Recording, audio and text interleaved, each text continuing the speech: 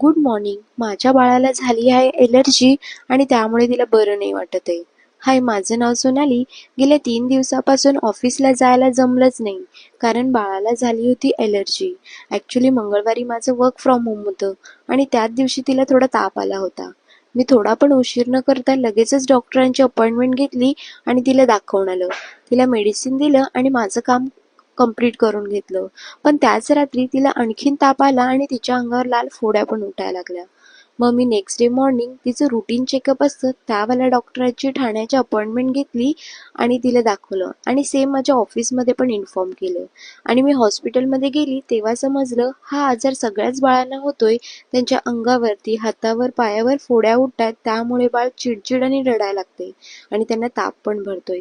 Same माझ्या बाळालाही झालं होतं आणि हे 2-3 दिवस वाढत जाणार असं डॉक्टरांनी सांगितलं होतं. मग मी ऑफिसमध्ये अजून 2 दिवसाच्या सुट्टीचं इन्फॉर्म केलं आणि डॉक्टरांनी जे मेडिसिन दिले ते दिले तिला.